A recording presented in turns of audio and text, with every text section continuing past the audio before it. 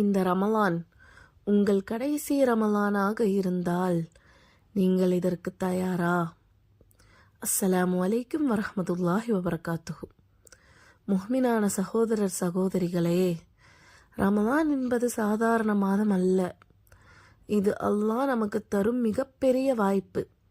ஒரு வருடத்தில் ஒரு முறை வரும் இறைவேச புதுப்பிப்பு காலம்.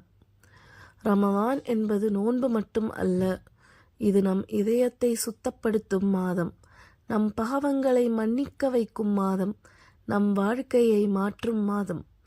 அல்லாஹ் கூறுகிறான், யா ஐயுஹல்லதீன ஆமனு குதிப அலைக்குமுஸ் சியாம். அத்தியாயம் 2 வசனம் 183. இதன் விளக்கம்: ஈமான் கொண்டவர்களே, உங்களுக்கு நோன்பு கடமையாக்கப்பட்டது நீங்கள் தக்வா பெறுவதற்காக. ரமலான் நமக்கு தக்வா கற்றுத்தருகிறது. நாம் எவ்வளவு குர்ஆன் படிக்க திட்டமிட்டுள்ளோம், நாம் எவ்வளவு துவா செய்ய திட்டமிட்டுள்ளோம், நாம் எத்தனை தௌபா செய்ய தயாராக இருக்கிறோம். இந்த மாதம் நமக்கு ஒரு புதிய தொடக்கம், கடந்த பாவங்களை விட்டுவிட்டு நல்ல வழியில் திரும்பி வர ஒரு வாய்ப்பு. நபி ஸல்லல்லாஹு அலைஹி வஸல்லம் அவர்கள் கூறினார்கள், ரமலான் மாதத்தில் ஈமான் மற்றும் நன்மை நம்பிக்கையுடன் நோன்பு நோற்றவர் அவரது கடந்த பாவங்கள் மன்னிக்கப்படும். யாருக்கும் உறுதியில்லை அடுத்த ரமலான் நமக்கு கிடைக்குமா என்று.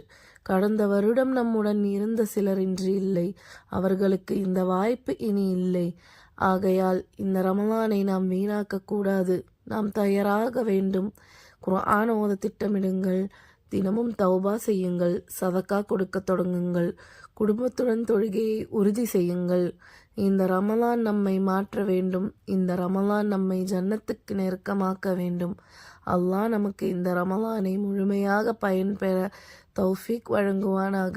நம் பாவங்களை மன்னித்து நம் துவாக்களை ஏற்றுக்கொள்வானாக. இந்த 30 நாள் இறைநேச பயணத்தில் என்னுடன் சேர விரும்பினால் இப்போது சப்ஸ்கிரைப் பண்ணுங்க. இந்த ரமலானை நாம் சேர்ந்து மாற்றத்தின் மாதமாக மாற்றுவோம். அஸ்ஸலாமு அலைக்கும் வரஹ்மத்துல்லாஹி வபரகாத்துஹு.